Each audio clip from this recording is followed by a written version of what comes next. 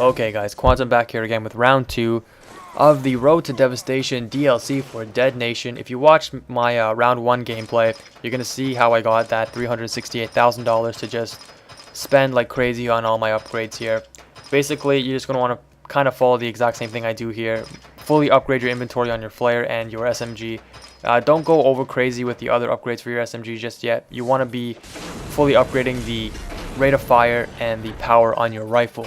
And I was just a bit short to upgrade the last slot on the power on my rifle, but you know, that's because I got a little overzealous with upgrading my SMG. The rifle is going to be the main weapon you've used throughout this route, which is the guns and supplies route. The next route that you're going to be wanting to take, simply because you need to get the mini turret. It's a really great help in the later rounds, and it helps you preserve ammo and stuff like that for where you really need it. Basically, this is just again a pretty easy self-explanatory run. I do show you where every single crate is, pretty much every single available opportunity to get money and whatnot. So just run through this level here. Avoid taking some damage if you can. It's pretty easy to get through the level without taking any damage. But again, if you take damage, it's not the end of the world here, because the real deciding factors in this game is actually around 6 and 8, and I'll explain that when I get to those rounds. But I mean, for the most part, you can just stick around and make sure you try to collect as much money as you can, preserve as much ammo and supplies as you can, so you're not wasting them, you know, resupplying yourself at the end of each level, because the upgrades that you have to buy are very crucial that you buy them in the order that you do, and you use them efficiently. So now for this area here, run up to that little manhole that you saw me go up to at first before you shoot the electrical box, simply because it makes it a little easier. You won't have to deal with those guys coming out of the manhole after you come through the gate, if you've already hit the electrical box before running up to the manhole, causing those enemies to spawn. Kill all the enemies before you come through the gate, and then make sure you go through that gate that I went through there, because it'll prevent enemies from spawning behind you initially if you go through the other gate, because enemies will almost always spawn in that area you just saw me take out enemies. And then now the enemies spawn behind me after I've taken out the first set, and it's a pretty easy you know, area to get through. And again, just more supplies if you need them. If you don't need it, obviously don't waste your time if you have max everything, but I'm just showing this to you guys just simply because you know, I need to show you guys where everything is, just in case you need stuff. So now when you get to this area, this pretty much is where you're going to decide where you want to go. Generally, if you've been using more ammo and stuff than supplies, you're going to want to go down the guns route.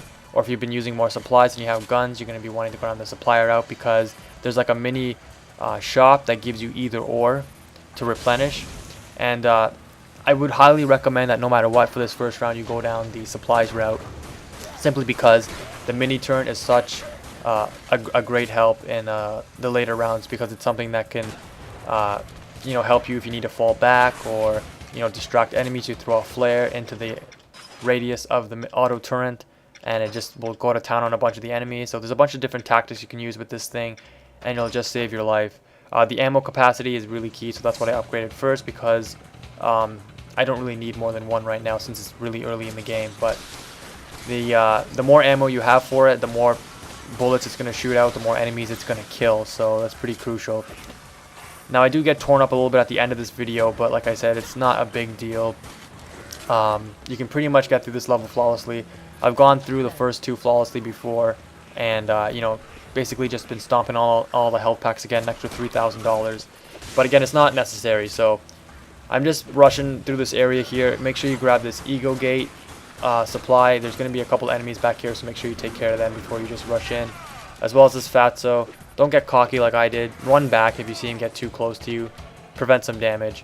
Now, throughout every sub route that you go down, there's going to be an area halfway through the level approximately where you're going to get this vending machine there. You see it at the other end there. If you played the main game, you know that if you shoot the vending machines, it'll act as a distraction to the zombies. Now, you really have to play this strategically. Generally, I never want to shoot my vending machines because I always need the health. So, and even if I don't need the health, I'd rather get the health pack and stomp the health pack for $3,000 than just distract the zombies. But in the later rounds, if you really need a distraction, if you have no flares for some reason, or you didn't manage your supplies properly, you know, always remember that the vending machine is there if you need it. So another thing to note, that with those big guys, like the mini bosses, the jumper and that fat guy, if you sprint right when they're near you and they, you know, explode or they stomp or whatever, it'll make you invincible, so you won't take damage. When you come to this final area here, wait till those guys swarm me to shoot that electrical box, and don't waste your sprint like you saw me do there, because I just took double damage from 2 Fatstos, and I'm getting kind of worried here. I threw a flare at that car, even though it had an alarm, and I dropped my auto turret because I wasn't sure if the gate was going to open it, and I would have to deal with these 2 slashers. They are the worst, and I'll explain why a little later, but you should get through that area generally easy. Again, don't sweat it if you take some damage, because you're going to be going down the money route again, and it's not too difficult. So that does it for this round, guys. To see the next round, just click on the link below.